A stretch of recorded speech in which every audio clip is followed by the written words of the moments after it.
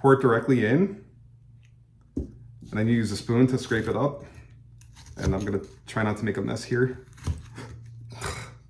Too late.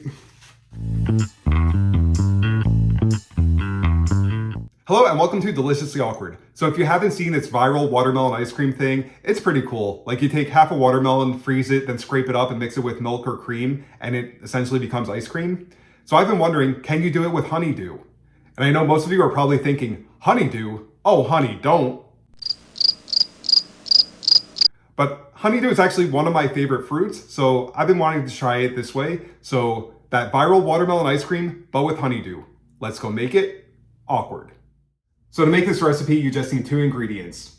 Here is half of a honeydew, which I sliced and seeded and put in the freezer last night, and see, rock solid. So the other component, you can use milk or cream or pretty much any liquid dairy product. So here I have some half and half, and we actually got this a while ago. We were gonna use it in a recipe and never got around to it. So it's actually a week past the expiration date, but we'll see if it's still good. I don't know about you, I like to live dangerously, but not really.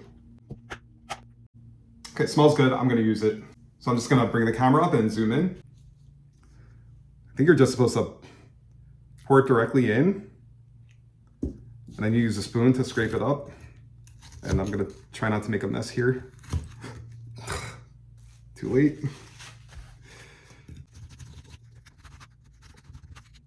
So it's funny, if you watch any of these videos with the watermelon, people tend to switch spoons in the middle. So yeah, I'm doing the same, switching to the ice cream scoop. Hopefully it works better.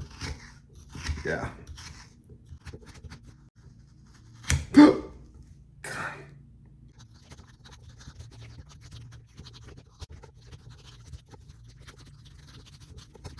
So I think I'm done mixing, and I'm having serious doubts about this. I mean, it just looks disgusting. It looks like cottage cheese. Hopefully it doesn't taste like that.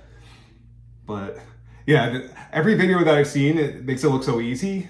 Like, but I really had to, that took like almost 8 minutes to scrape up. But yeah, let's see how it tastes. That actually is really good. I'm surprised. Wow.